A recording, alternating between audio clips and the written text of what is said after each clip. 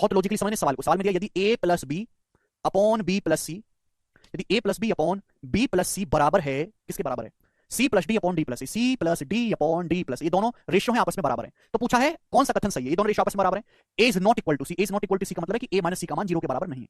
भाई जब a और c का मान अलग अलग है तो a और c का डिफरेंस भी 0 नहीं होगा। बताओ यदि a plus b upon b plus c बराबर c plus d upon d plus, कौन सा सही है?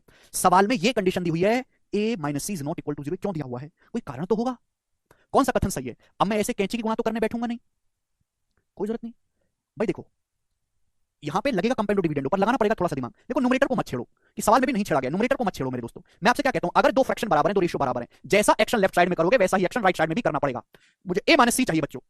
अगर मैंने न्यूमरेटर अंश को नहीं छेड़ा, मैं डिनोमिनेटर में क्या करता हूं, मैं इसमें से इसको घटा देता हूं, इसमें से इसको घटा दिया। जब घटाओगे तो b से b कट जाएगा, b से b कट। आप कहोगे सर आपने जोड़ा क्यों? जोड़ने से कोई फायदा नहीं है, मुझे ये चीज चाहिए क्योंकि तभी ये कुछ कारण से दिया गया है। भाई b से b कट जाएगा, अब a में से c को घटाओगे, a माइनस सी बना कि नहीं? तो मैं सोचूंगा कि a माइनस सी कैसे बनेगा। यहां भी अंश में से हर को हटाएंगे, अंश में से हर को हटाओ, तो भाई c प्लस डी में से d प्लस a कटाओगे तो d हट जाएगा, तो क्या बचेगा? c minus a। आप बोलोगे हाँ सर ये इक्वल होना चाहिए, बताइएगा। अभी a minus c, c minus a same ही तो बात है, बस कितनी बार कट जाएगा? a माइनस सी से c माइनस एक बार कट जाएगा, माइनस एक बार। भाई x से अगर मैं माइनस x को काटूंगा तो माइनस एक बार कटेगा, तो a माइनस सी से c माइनस ए कटेंगे माइनस 1 बार। ये माइनस 1 है यानी कि मेरे प्यारे a प्लस b, ये माइनस 1 है, माइनस 1 मेरे प्यारे स्टूडेंट, माइनस 1, माइनस 1 का मतलब ये रहा, ऊपर लिख लो माइनस 1, क्या दिक्कत है? ये माइनस सी प्लस डी जब राइट साइड में आ जाएगा तो प्लस सी प्लस डी हो जाएगा बराबर 0, तो a plus B plus C plus D बराबर 0। ये आंसर है, डी ऑप्शन।